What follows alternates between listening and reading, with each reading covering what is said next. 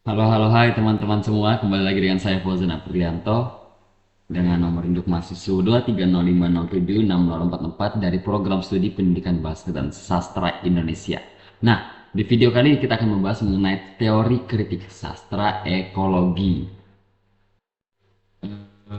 Saya tidak akan menjelaskan sastra itu apa, kritik itu apa, karena sudah saya jelaskan di video-video sebelumnya juga mengenai eh, kritik itu seperti apa dan memang sastra juga seperti apa dan teori kritik sastra itu seperti apa. Nah, kita akan membahas secara langsung ini aja ekologi. Jadi ekologi itu adalah hubungan antara timbal balik manusia dan atau makhluk hidup dan alam sekitarnya. Jadi kritik sastra ekologis ini meminta kita mengkaji sebuah puisi dari sudut pandang yang berasumsi bahwa tindakan imajinatif makhluk hidup itu tindakan imajinatif itu makhluk budaya lah menawarkan wawasan berharga tentang bagaimana dan mengapa fenomena budaya dan alam saling terkait di masa lalu dan bagaimana keduanya saling terkait di secara lebih menguntungkan di masa terkait secara lebih menguntungkan di masa depan seperti itu. Jadi ekologi sastra atau kritik sastra teori kritik sastra ekologi ini sering disebut itu sebagai ekokritik, merupakan kritik sastra yang mempelajari hubungan lingkungan alam dan sastra. Ekokritik ini juga dapat dimaknai sebagai kajian terhadap hubungan antara sastra beserta lingkungan fisik.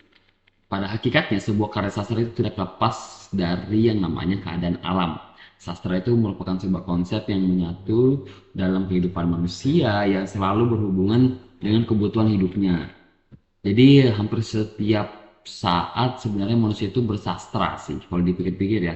Dalam komunikasi sehari-hari, kadang-kadang manusia itu bersastra bahkan dengan sehari-hari juga kadang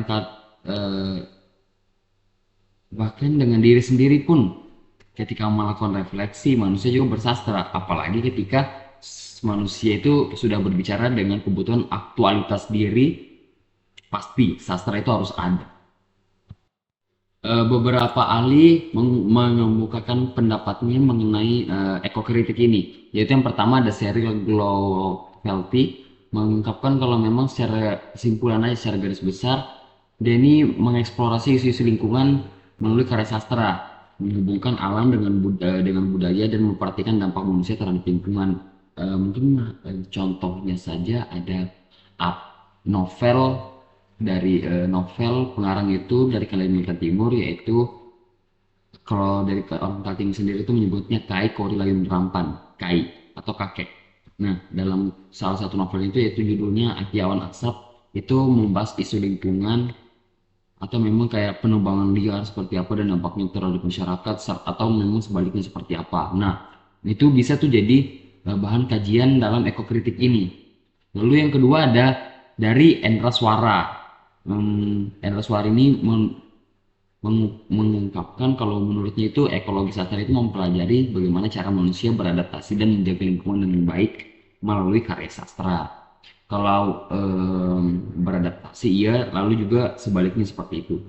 Kalau secara antologi puisi atau dalam bukunya, dalam konteks karya sastra deh, itu hidup dan berkembangnya adalah suatu karya sastra adalah hasil dari interaksi ekologis atau lingkungan dalam kondisi ekosistem yang kompleks dan saling berkaitan. Nah, hubungan sastra dan ekologi itu bisa dipengaruhi atau ekologi ini bisa mempengaruhi sastra dari beberapa hal seperti representasi alam atau bagaimana alam ini bisa dideskripsikan atau bisa dianalisis menggunakan sastra ini bisa hal-hal yang berkaitan ekosistem atau makhluk hidup itu bisa direpresentasikan melalui karya sastra kemudian dianalisis menggunakan teori ekologi ini, ekokritik. Lalu yang kedua ada kritik lingkungan. Lalu ketiga ada pengaruh lingkungan terhadap sastra atau pada sastra. Kemudian ada kesadaran ekologis. Lalu lanjut ke ciri-ciri dari ekologis ini, ekokritik ini. Yang pertama ada fokus pada lingkungan pasti, lalu ada kritik terhadap ekosistem, pengaruh lingkungan pada penulis atau latar belakang penulis ini, lalu ada yang kesadaran ekologis, kemudian ada interkoneksi, kemudian ada penggunaan metafora, lalu ada kritik terhadap konsumerisme atau secara eh, kita mewawancarai orang yang berkaitan dengan lingkungan alam ini terus pengaruh budaya pada lingkungan seperti itu. Lalu ada manfaat kita menganalisis karya sastra menggunakan ekokritik ini. Yang pertama itu kesadaran lingkungan, menciptakan kesadaran terhadap lingkungan, adanya metafor dan simbol, terus ada kritik terhadap konsumerisme secara tidak langsung, lalu mengaitkan juga dengan penggunaan bahasa, pesan tentang keberlanjutan suatu hal terutama terhadap lingkungan, terus ada pemahaman manusia dan dengan alam, kemudian ada penghormatan terhadap keberagaman juga, bisa juga penghormatan terhadap alam pasti karena kita mempelajari atau memperdalam suatu ekosistem atau tentang makhluk hidup serta timbal baliknya terhadap manusia seperti itu. Mungkin itu saja yang bisa saya jelaskan mengenai ekokritik atau teori kritik sastra ekologi. Saya Fauzan Atulianto, pamit undur diri. Wassalamualaikum warahmatullahi wabarakatuh.